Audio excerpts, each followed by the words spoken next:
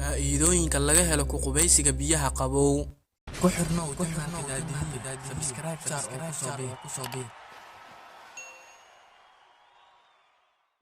Waxaa wanaagsan in lagu qubaysto biyo qabow gaar ahaan xilliga xagaaga ah si jirku u dareemo firfircooni dhididkana looga takhaluso.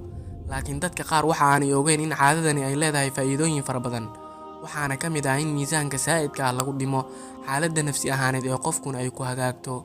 Waa sida uu sheegay website-ka Natural Living Ideas.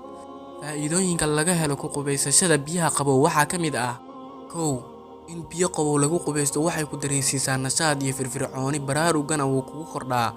Dhanka kale waxa uu kordhiyaa oksijiinta jirka, waxaa kugu kordha heerka dhaqaaqa wadnaha iyo burqashada dhiigga ee dhanka wadnaha oo farabata.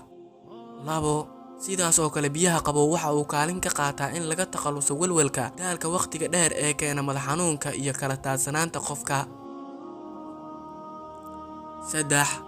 Biyaha qabow waxa ay hagaajiyaan xaaladda nafsi ahaaneed ee qofka, miisaanka saa'idka ahna waa lagu dhimaa. Waxaa jira 2 nooc oo dux ah.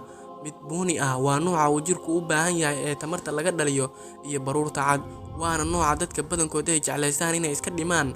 Marka biyaha qabow waxa ay dhiirigeliyaan baruurta buuniga ah oo tamar badan soo saarta, baruurta cadna wax badan ayay ka gubtaa, arrintaas oo keenaysa in miisaanka jirka uu is dhimo.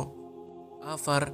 Biyaha qabow waxa ay kuu badbaadiyaan tamar badan oo koronto oo aad ku bixin lahayd diirinta biyaha marka aad kululeynayso. Ku xirnow janaalka Daadii, subscribe saar oo ku soo biir.